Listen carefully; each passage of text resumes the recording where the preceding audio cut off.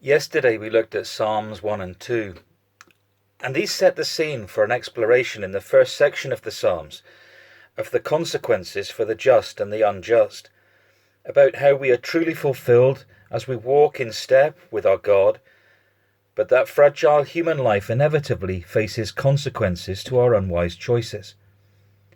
The trouble is that we all fall firmly into both categories. We try to do well, but often come unstuck in the actual choices we make. Well, the great King David of Israel was no different.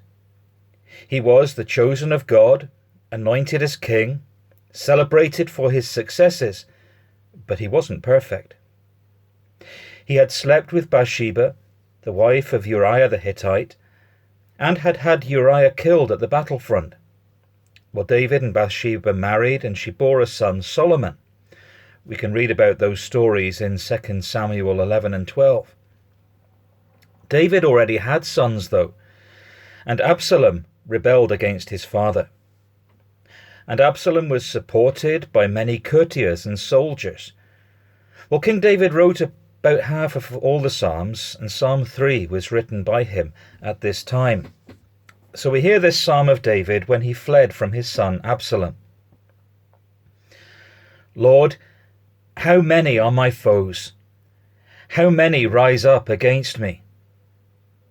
Many are saying of me, God will not deliver him. But you, Lord, are a shield around me, my glory, the one who lifts my head high. I call out to the Lord, and he answers me from his holy mountain. I lie down and sleep. I wake again, because the Lord sustains me. I will not fear, though tens of thousands assail me on every side. Arise, Lord. Deliver me, my God. Strike all my enemies on the jaw. Break the teeth of the wicked. From the Lord comes deliverance. May your blessing be on your people. When enemies surround you on all sides, to whom will you turn?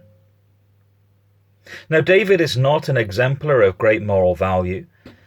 The Bible characters are not always people to follow in their behavior, for they are as flawed and as broken as we. But God does not love us because we deserve it. He loves us by his nature, and we are precious in his eyes. But like David, we find we can turn to God in our times of need, our day of distress. We are not cut off from him as we turn in humility and trust. I call out to the Lord, and he answers me from his holy mountain, David sang. We know today that we face an enemy surrounding us on all sides. It's a hidden enemy that we cannot see, and it makes us feel vulnerable. But we are not alone. God is our Father who loves us with an unquenchable love. And just as the Spirit of God enables us to face the enemy of our own failing, also our God grants us an army of hope. Today is Mothering Sunday. We give thanks for the care, nurture, and love we receive from our mothers. We thank God too for those who care, nurture, and love us today, who help us to fight the virus today, the health professionals and others who stand together with us in time of need. We know and trust that God does not abandon his people as he inspires us to kindness and compassion and deliverance from our stupor, that we may be his people today and forever. A prayer for you today.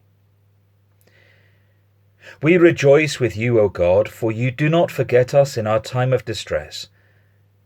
We turn to you in assurance, for you surround us with those who care, nurture, and love us on all sides, an army of compassion. Bless those who give of themselves for us today.